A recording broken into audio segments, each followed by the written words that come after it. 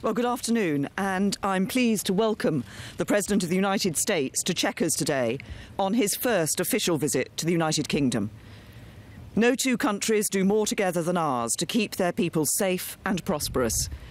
And we want to deepen that cooperation even further to meet the shared challenges we face now and in the years ahead. This morning, President Trump and I visited Sandhurst, where we saw a demonstration of joint working between British and American special forces. Just one example of what is today the broadest, deepest and most advanced security cooperation of any two countries in the world. Whether it is our pilots deterring the use of chemical weapons in Syria or defeating Daesh, our soldiers at the forefront of NATO's presence in Eastern Europe, our navies in the Pacific enforcing sanctions on North Korea, or our unparalleled intelligence sharing partnership thwarting attacks. Our security cooperation is saving lives here in Britain, in America and right across the world. That partnership is set to grow, with our armies integrating to a level unmatched anywhere, and the UK set to spend £24 billion on US equipment and support over the next decade. Today, we've also discussed how we can deepen our work together to respond to malign state activity, terrorism and serious crime. In particular, on Russia, I thanked President Trump for his support in responding to the appalling use of a nerve agent in Salisbury, after which he expelled 60 Russian intelligence officers. And I welcomed his meeting with President Putin in Helsinki on Monday. We agreed that it is important to engage Russia from a position of strength and unity, and that we should continue to deter and counter all efforts to undermine our democracies. Turning to our economic cooperation, with mutual investment between us already over $1 trillion, we want to go further. We agreed today that as the UK leaves the European Union, we will pursue an ambitious US-UK free trade agreement. The Chequers agreement reached last week provides the platform for Donald and me to agree an ambitious deal that works for both countries right across our economies. A deal that builds on the UK's independent trade policy, reducing tariffs, delivering a gold standard in financial services cooperation, and, as two of the world's most advanced economies, seizing the opportunity of new technology. All of this will further enhance our economic cooperation, creating new jobs and prosperity for our peoples for generations to come. The UK-US relationship is also defined by the role we play on the world stage. Doing this means making tough calls, and sometimes being prepared to say things that others might rather not hear. From the outset, President Trump has been clear about how he sees the challenges we face, and on many we agree. For example, the need to deal with the long-standing nuclear threat of DPRK, where the agreement in Singapore has set in train the prospect of denuclearisation, to which the UK is proud to be contributing expertise. Or the need to address the destabilising influence of Iran in the Middle East, where today we've discussed what more we can do to push back on Iran in Yemen and reduce humanitarian suffering. Or the need for NATO allies to increase their defence spending and capability, on which we saw significant increases at yesterday's summit. This includes Afghanistan, where this week I announced a further uplift of 440 UK troops, an ongoing commitment to a mission that began as NATO's only use of Article 5, acting in support of the US. Finally, let me say this about the wider transatlantic relationship. It is all of our responsibility to ensure that transatlantic unity endures, for it has been fundamental to the protection and projection of our interests and values for generations. With US leadership at its foundation, its beating heart remains our democratic values and our commitment to justice. Those values are something that we in the UK will always cherish, as I know the US will too. It is the strength of these values and the common interests they create that we see across the breadth of our societies in North America and Europe. And that is why I'm confident that this transatlantic alliance will continue to be the bedrock of our shared security and prosperity for years to come. Mr. President. Thank you very much. Thank you. Prime Minister, thank you very much. And it is my true honor to join you at this remarkable setting, truly magnificent, as we celebrate the special relationship between our two countries. On behalf of the American people, I want to thank you for your very gracious hospitality. Thank you very much, Teresa. Last night, Melania and I were delighted to join you and Philip for dinner at the magnificent Blenheim Palace. It was a wonderful and memorable evening that we will not soon forget. It was really something very special. Today, it's a true privilege to visit historic Chequers that I've heard so much about and read so much about growing up in history class, and to continue our conversation, which has really proceeded along rapidly and well over the last few days. For generations, our predecessors have gathered at this stunning retreat to strengthen a bond that is like no other. The relationship between our two nations is indispensable to the cause of liberty, justice, and peace. The United Kingdom and the United States are bound together by a common historic heritage, language, and heroes. The traditions of freedom, sovereignty, and the true rule of law were our shared gift to the world. They are now our priceless inheritance to a civilization. We must never cease to be united in their defense and in their renewal. Before our dinner last night, Melania and I joined Prime Minister May, Mr. May, and the Duke and Duchess of Marlborough for a tour of the Winston Churchill exhibit at Blenheim Palace. It was something very special. It was from right here at Chequers that Prime Minister Churchill phoned President Roosevelt after Pearl Harbor. In that horrific war, American and British service members bravely shed their blood alongside one another in defense of home and in defense of freedom. And together we achieved a really special, magnificent victory, and it was total victory. Prime Minister May and I have just come from a very productive NATO summit. That was truly a productive summit, where my top priority was getting other NATO members to pay their full and fair share, and the Prime Minister was right there with me. I want to thank you, Prime Minister, for the United Kingdom's contribution to our common defense. The UK is one of the handful of nations, 5 out of 29. Not good, but it's going to get better really fast. In addition to the United States meeting the 2% GDP minimum defense spending commitment. During the summit, I made clear all NATO allies must honor their obligations, and I'm pleased to report that we have received substantial commitments from members to increase their defense spending and to do so in a much more timely manner. In our meetings today, the Prime Minister and I discussed a range of shared priorities, including stopping nuclear proliferation. I thanked Prime Minister May for her partnership in our pursuit of a nuclear-free North Korea. It's been a tremendous help. The Prime Minister and I also discussed Iran. We both agree that Iran must never possess a nuclear weapon, and that I must halt, and we must do it, and I'm going to do it, and she's going to do it, and we're all going to do it together. We have to stop terrorism. It's the scourge. We have to stop terrorism, and we have to get certain countries, and they've come a long way, I believe. The funding of terrorism has to stop, and it has to stop now.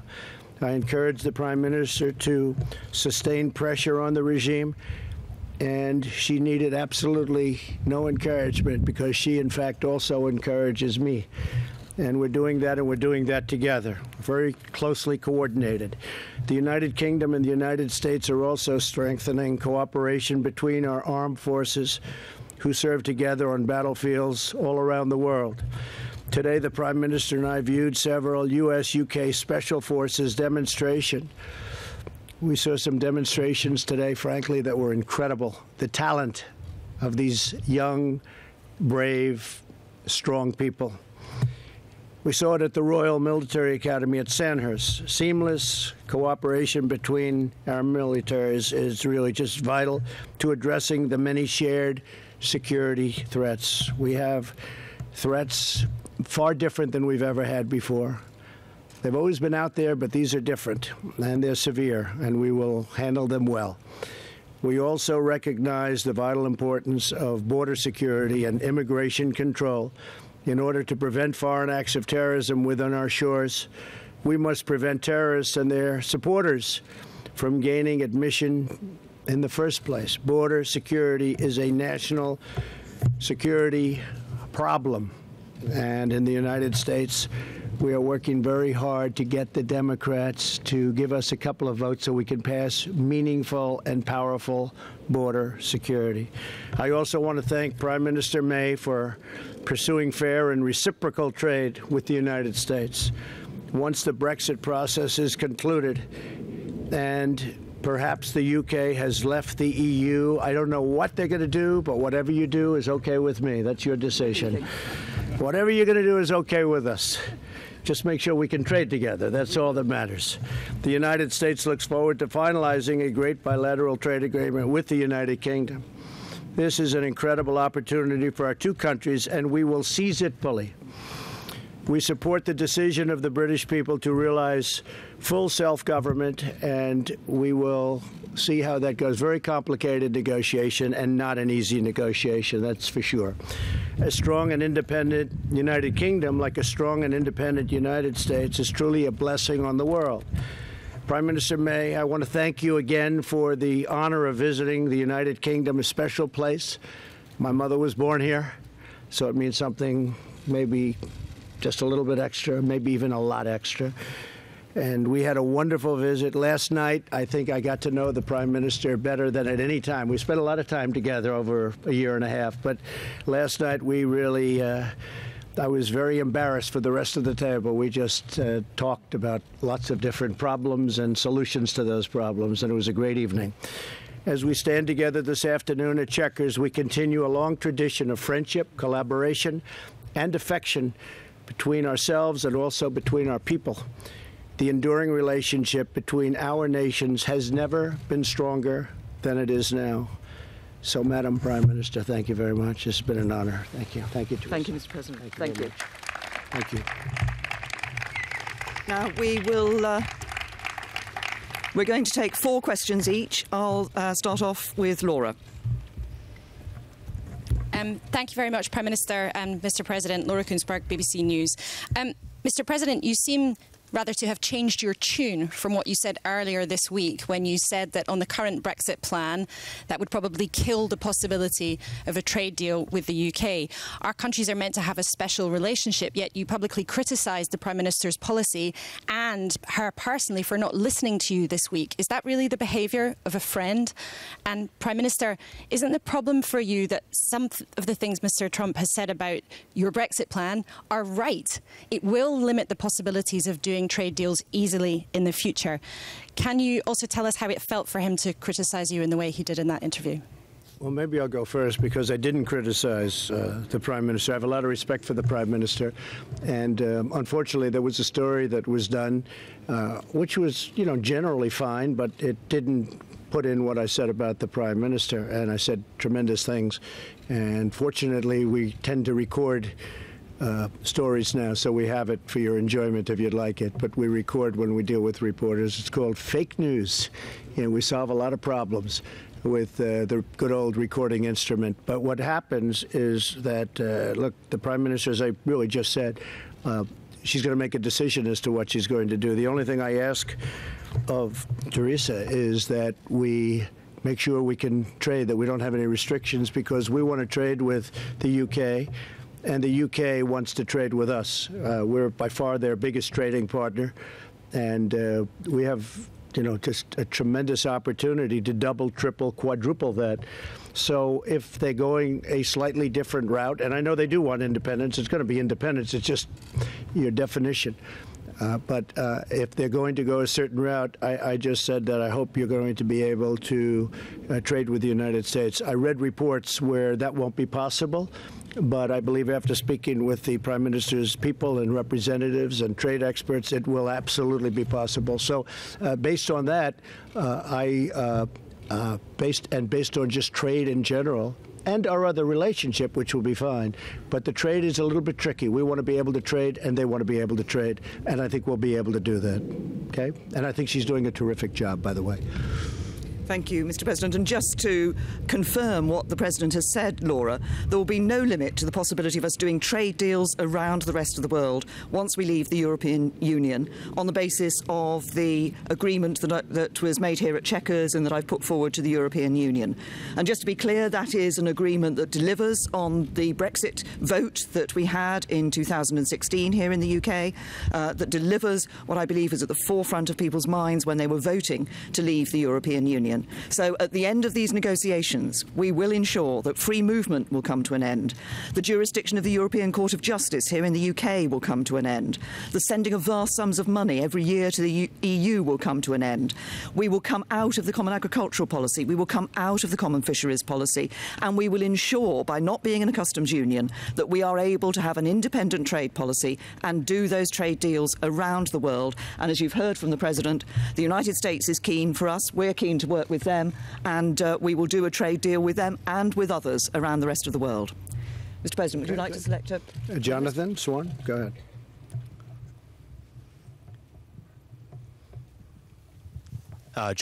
Jonathan Swan from Axios. Mr. President, two questions, if I may. The first one, now your British trip is coming to a close.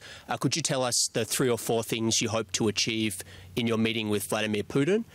And the second question, what's the benefit to America of having tens of thousands of American troops stationed in Europe? Thank you. So I'll be meeting with President Putin on Monday. We go into the meeting with a tremendous meeting that we had with NATO. Most of you have reported it correctly. It was certainly it was testy at the beginning, but at the end everybody came together and they agreed to do what they should do, and actually what they've committed to do, which you fully adhered to. You didn't have a problem, but some people did, and we left that meeting, I think, probably more unified and wealthier as a group than ever before. So we go in strong. We'll be talking to President Putin about a number of things. Ukraine. We'll be talking about Syria. We'll be talking about other parts of the Middle East. I will be talking about nuclear proliferation because we are massively, you know what we've been doing. We've been modernizing and fixing and buying, and it's just a devastating technology. And they likewise are doing a lot. And it's a very, very bad policy. We have no choice. But we are massively big, and they are very big. And I'll be talking about nuclear proliferation. That would be a great thing if we could do. Now, it's not only us. It's not only Russia and the United States. It's other countries also. But we're the two leaders. We would be the leader. They would be second. I guess China would be third. I think we'll all be talking about that. To me, Jonathan, I think that would be a tremendous achievement if we could do something on nuclear proliferation. And we'll be talking about other things. I know you'll ask, will we be talking about meddling? And I will absolutely bring that up. I don't think you'll have any, gee, I did it, you got me. There won't be a Perry Mason here, I don't think, but you never know what happens, right? But I will absolutely, firmly ask the question. And hopefully we'll have a very good relationship with Russia. I think having, and the Prime Minister would agree, if we have a good relationship with Russia and with China and with other countries, that's a good thing, not a bad thing. So hopefully that will happen, Jonathan. Okay? Here's the second one, which was about the troops. What's the benefit to America? The benefit to America? Yeah, the troops where, though? Where?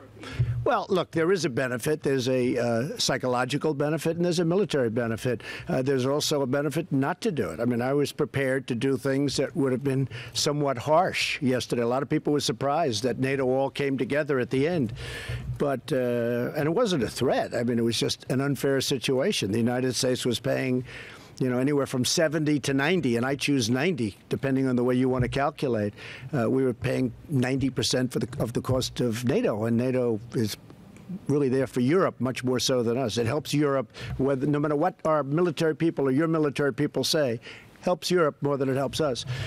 That being said, it is a great unifier. We have 29 countries, and there was a lot of love in that room. So I think, and we have a lot more than, Jonathan, when you say 10,000 troops, we have a lot more than 10,000 troops. Tens of thousands. How much? Tens of thousands. Oh, tens of. I thought you said 10,000. Because in Germany we have 52,000 troops, and we have a lot of troops in Europe. That being said, we're helping Europe, they're helping us, we're all together, and I'm fine with it. Thank you. And by the way, very importantly, they're now paying their way in a much more rapid fashion. Yes. Thank you. Francis. Francis Elliott, The Times. Prime Minister, I wonder whether you agree with the President of the United States that immigration has damaged the cultural fabric of Europe. And, President, perhaps you could elaborate on that remark. What do you mean by that? You want to go first? I think it's been very bad for Europe.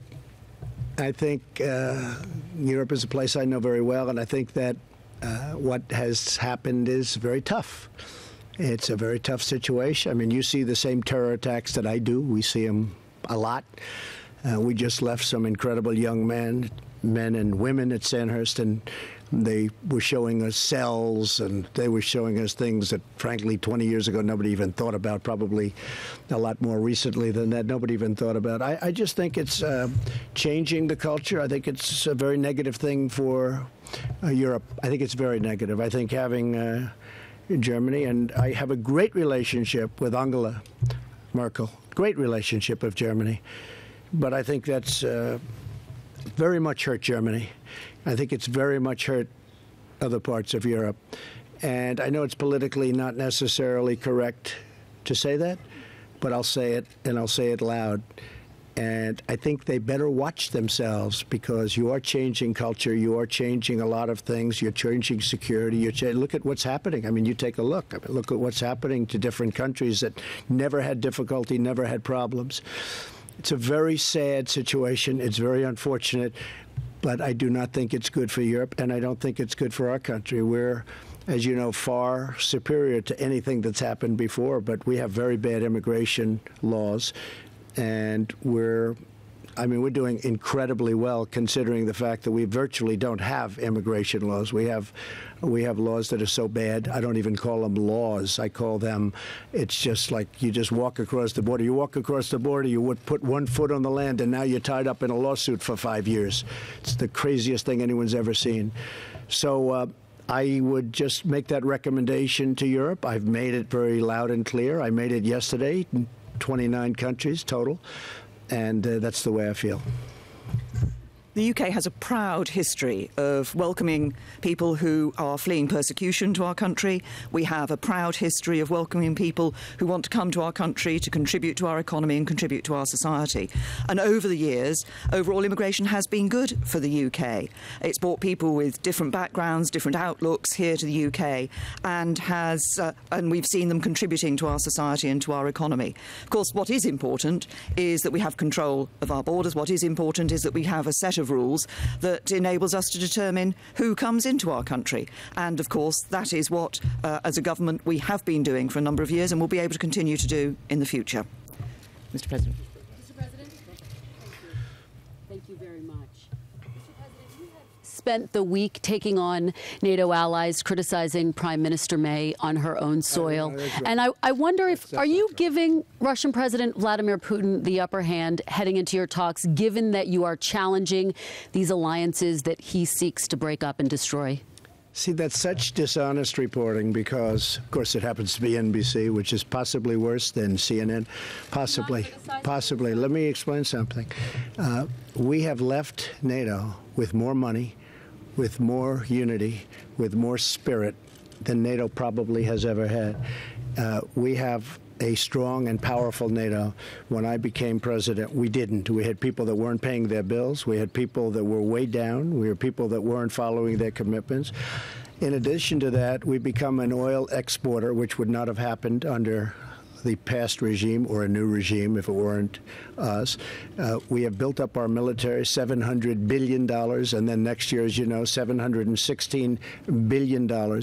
When you look at what we've done in terms of Russia, I guarantee whoever it is in Russia, they're saying, oh, gee, do we wish that Trump was not the victor in that election. We have been far tougher on Russia than anybody, and probably than look, I'm not going to go down 100 years, but certainly we have been extremely tough on Russia, including the fact that when the prime minister called, when they had a horrible thing happen right here, very close by, she asked, would I do something, and maybe I'd let you tell the number, and it was far greater than anybody else, including the prime minister. We expelled how many people? 60. And Germany did 3, as an example. So Germany, big country, powerful country, they did 3. The fake news doesn't want to talk about it. So it really is. We have been very strong on Russia. Now, with all that being said, if I had a relationship with Putin, I don't know him. I met him twice, maybe 3 times, 2.5 times. Most of you were there when we did. We met him at the G20. And if we could develop a relationship, which is good for Russia, good for us, good for everybody, that would be great. If I had a relationship with China, we're in a big trade situation with China, as an example, where we're behind every year for many years, $500 billion. It's just not going to happen anymore. So if we got along with countries, that's a good thing. If we got along with China, Russia, that's a good thing, not a bad thing. And I take your point, but when he sees the headlines about the fighting, I take your point about what happened at the end of NATO. The headline he sees isn't the headline. Yes, there was fighting, because I said you got to put up more money. We have to be stronger. We have to be unified. The headline he sees isn't what's happening during the morning. The headline he sees is what happened in the afternoon, where we came together as one, where they're putting up billions of dollars more. I'll give you an example. And this is a confirmed number. $34 billion more was raised since I became president in NATO. That means that the other 28 countries have put in $34 billion more into NATO. Do you think Putin's happy about that? I don't think so. But we have a lot of false reporting in this country. I don't think you have that in your country, do you, Prime Minister? Okay, go ahead. Ask the Prime Minister. I'd like to ask you a question as well. President Trump told The Sun, I think the deal she is striking on Brexit is not what the people voted for. Is he wrong? Or are you offering up a Brexit light? And I wonder if we could get your reaction to him saying that Boris Johnson would be a great Prime Minister. Well, first of all, on the deal that we have put on the table, the agreement that we've put on the table, as I said earlier in response to Laura's first question, this does deliver on the vote of the British people. The British people voted to leave the European Union, and I heard the turn of phrase that the President used earlier, but let me be very clear about this. We will be leaving the European Union, and we are leaving on the 29th of March 2019. As we leave the European Union, we will be delivering on what people voted for: an end to free movement, an end to sending vast amounts of money to the European Union every year, an end to the jurisdiction of the European Court of Justice here in the United Kingdom, coming out of the common fisheries policy, coming out of the common agricultural policy, and ensuring, by coming out of the customs union, that we can have an independent trade policy that enables us to negotiate trade deals with the United States and with other countries around the rest of the world. That's what the British people voted for, and that's what we will be delivering. We will deliver it in a way that protects jobs and livelihoods and meets our commitment to the border in between Northern Ireland and Ireland. And Robert? On Boris Johnson, his comments about Boris Johnson? Well, Boris, the President... Well, I'll respond. They said unrelated. Not related to, if we have the tape, you could ask Sarah, get it from Sarah, and we taped the entire interview. They asked about Boris Johnson. I said, yeah, how would he be as a prime minister? I said, he'll be a great prime minister. He's been very nice to me. He's been saying very good things about me as president. I think he thinks I'm doing a great job. I am doing a great job, that I can tell you, just in case you haven't noticed. But Boris Johnson, I think, would be a great prime minister. I also said that this incredible woman right here is doing a fantastic job, a great job. And I mean that. And I must say that I have gotten to know Theresa May much better over the last 2 days than I've known her over the last year and a half. I mean, we've spent more time in the last 2 days. Yesterday I had breakfast, lunch, and dinner with her. Then I said, what are we doing tomorrow, which is today? Oh, you're having breakfast and lunch with Theresa May. And I'm going to see you later on again. So, but I've actually gotten to know her better than ever. And I think she's a terrific woman. I think she's doing a terrific job. And that Brexit is a very tough situation. That's a tough deal between the borders and the entries into the countries and all of the things. So she's going to do the best. The only thing I ask is that she work it out so that we can have very even trade, because we do not have a fair deal with the European Union right now on trade. They treat the United States horribly, and that's going to change.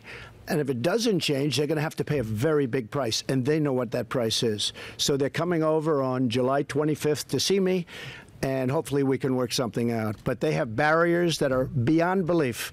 Barriers where they won't take our farm products, they won't take many of our things, including our cars. They charge us tariffs on cars far greater than we charge them. As you know all these things. And last year, Teresa, we lost $151 billion with the European Union. So we can't have that. We're not going to have that any longer, okay? Thank you. Robert. Robert Peston, ITV. Mr. President, how would you characterize your relationship with the United Kingdom? More special than with other countries? And by the way, on farm products, I think on the Prime Minister's deal, you wouldn't be allowed to export many of your farm products to the UK. Would that be a problem for you? Prime Minister, the President said yesterday that he gave you advice about how to negotiate Brexit, that you didn't take that advice. I wondered what that advice was and whether you have any regrets about not taking it.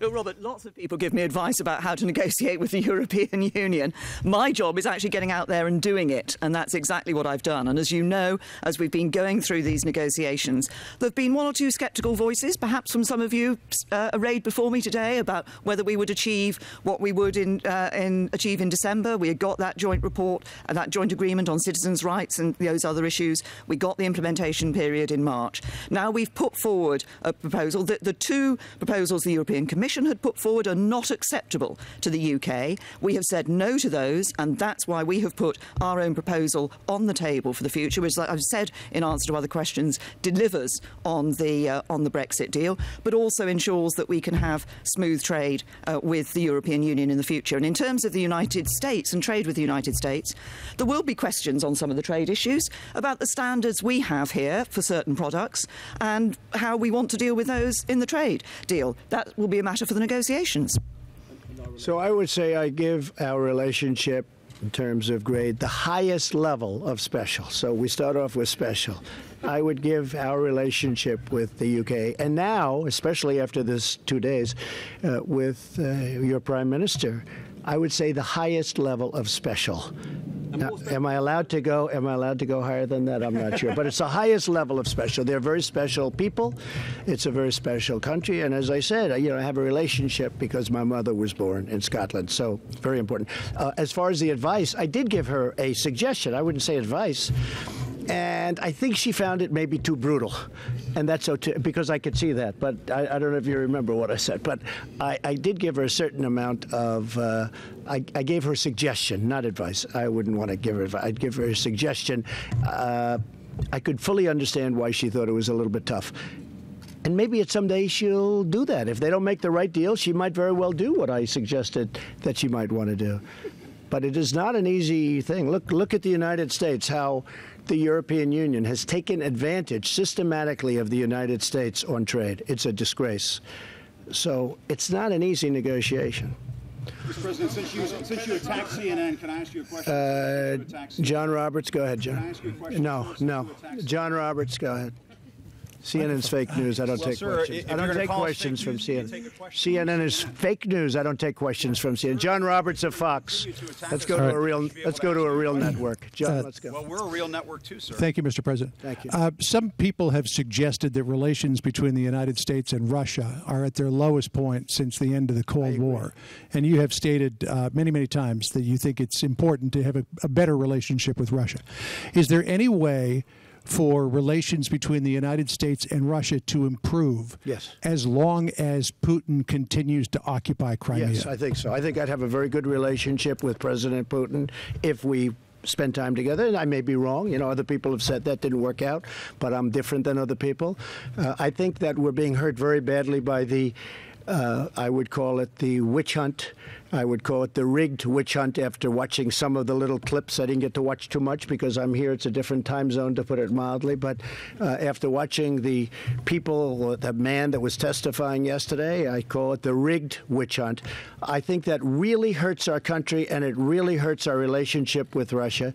I think that we would have a chance to have a very good relationship with Russia and a very good relationship with President Putin. I would hope so.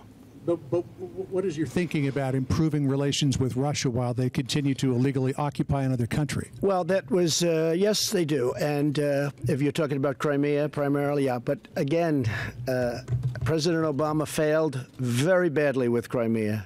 I don't think he would have done that if I were president. He took over Crimea, and he actually took it over during the Obama administration, I think you will admit. But how do you get him out? Well, we'll have to see what happens, you know. I'm not bad at doing things. If you look at what I've done compared to what other people have done 160 days in, there's nobody even close, I don't believe. So let's see what happens. But this was an Obama disaster. And I think if I were president then, he would not have taken over Crimea. During the Obama administration, he essentially took over Crimea. I don't think he would have done that with me as president, John. I have a question for the Prime Minister, but if I could follow up, you have taken on many things you say you were left with by the Obama administration that you say that you have fixed. This is something that you inherited from the Obama administration, the occupation of Crimea. How do you fix it? Well, we're going to see what happens. I mean, it's a process. If I knew, I wouldn't tell you, because that would put us at a disadvantage. But we'll see what happens. We'll see how it all melds out. But I just want people to understand that Crimea was it was another bad hand. I got handed North Korea. We're doing very well. You saw the letter yesterday, and we're doing very well. Look, we haven't had nuclear testing. We haven't had missile launches. We haven't had rocket launches. Some sites were blown up, and we got back our hostages, our prisoners, even before I left. So a lot of good things are happening. There's some good feeling there. We'll see what happens. It's a process. It's probably a longer process than anybody would like, but I'm used to long processes, too. We haven't taken off the sanctions. The sanctions are biting. We haven't taken them off. But when it comes to Crimea, that's something I took over, John. There's nothing much I have to say about it other than we will look at that just like I'm looking at many other disasters that I've taken over. I've taken over a lot of bad hands, and I'm fixing them one by one, and I know how to fix them. Okay? Thank you, Mr. President. Madam Prime Minister, President Trump says that he made suggestions to you on what to do about Brexit. Can we ask you if you would make a suggestion to him on how to handle his meeting with Putin? Well, I think it's very simple. We've been talking about this, in fact, today, which is what is important in meeting with President Putin. And I've welcomed the meeting with President Putin. But what is important is that the President goes into this, as he is doing, from a position of strength and also from a position of unity in NATO. I think that is very important. Obviously, we've discussed the activity of Russia in many different ways, including that use of a nerve agent here on the streets of the United Kingdom and the impact that that has had. I welcomed, as I said earlier, the very strong response the United States gave to that. We had response from around the world, but I think the important thing is, and particularly following the NATO summit, the President is going into this meeting with President Putin from that position of strength and a position of unity around that NATO table. Jason. Thank you. Jason Gross from the Daily Mail. Prime Minister, in the comments yesterday, your own MPs sort of sided with Donald Trump, really, and said this deal that you signed here at Chequers is going to be bad for trade. Why can't you convince your own MPs that it's a good idea? And, Mr. President, can I ask you, you've said Brexit's a tough situation. What would you do now? Would you be at the point where you would walk away from the talks to show them that you mean business? Well, first of all, on the issue of trade deals, as I've said earlier, what we're negotiating, and when we come out of the negotiations, I want to see, and we will have, our ability to have independent trade policy, to set our own tariffs, to be that independent member of the WTO, to be able to negotiate trade deals around the world, as we will be doing. And we're looking at, obviously, at the United States. We're looking at other areas as well. As we've said, we're looking at issues like the possibility of some trade deals around the Pacific area too. we will negotiate those trade deals, but I also want to have a good trade arrangement with the European Union. This isn't an either-or. We don't just replace one with the other. Actually, the United Kingdom is looking for and can negotiate a situation where we can have a good trade relationship with the European Union, a great trade relationship, a good trade relationship with the United States and around the rest of the world as well. And that is what will be good for jobs, good for people's livelihoods, good for prosperity here in the UK.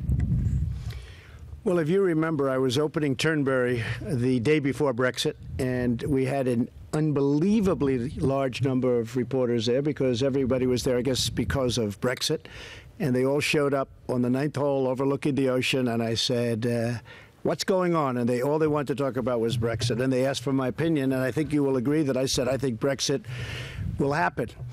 And it did happen, and then we cut the ribbon. And the reason I felt it was going to happen was because of immigration, because I think one of the reasons I got elected was because of immigration, and I felt that Brexit had the upper hand, and most people didn't agree with me. If you remember, Barack Obama said, well, your country will have to get on the back of the line if that happened, which I thought was a terrible thing to say, frankly.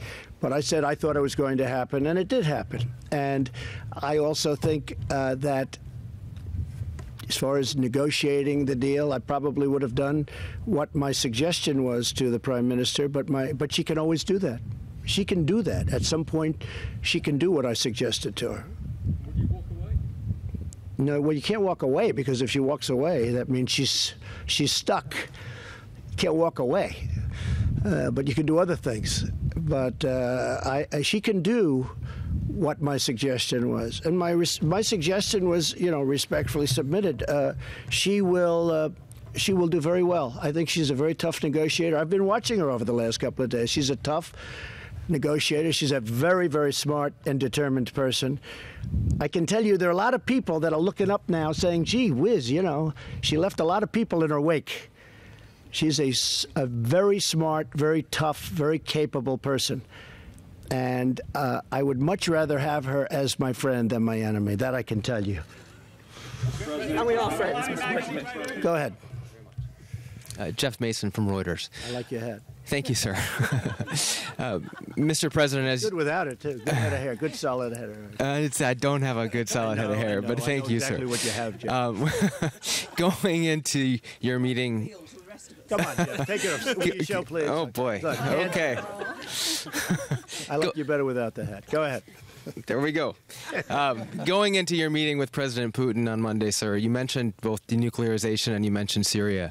Can you say exactly what your message will be to him on Syria? What would you like him to say, especially given Assad's gains in the country recently? And also, and on denuclearization, can you spell out a little bit how you expect that to happen in terms of treaties and in terms of talks? Well, it'll be a slow process. Don't forget, we're not the only ones that have nukes, and it would be a slow process. But for the world, it would be us, and it would be others would have to come along simultaneously, obviously.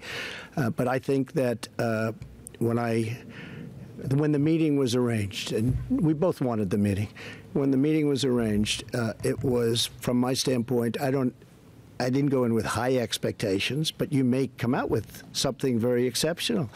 But the proliferation is a tremendous. I mean, to me, it's the biggest problem in the world. Nuclear weapons, biggest problem in the world. I understand nuclear. Look up Dr. John Trump at MIT. He was my uncle, many, many years a professor. I used to talk nuclear with him, and this is many years ago. It's the biggest problem, in my opinion, this world has, nuclear weapons. So if we could do something to substantially reduce them, I mean, ideally get rid of them. Maybe that's a dream. But certainly it's a subject that I'll be bringing up with him. And it's also a very expensive thing, but that's the least important. So if we can do something. But I didn't go in, and I was telling the Prime Minister before, I didn't go in with high expectations. I mean, we do have a political problem where, in the United States we have this stupidity going on, pure stupidity, but it makes it very hard to do something with Russia. Anything you do, it's always going to be, oh, Russia, he loves Russia.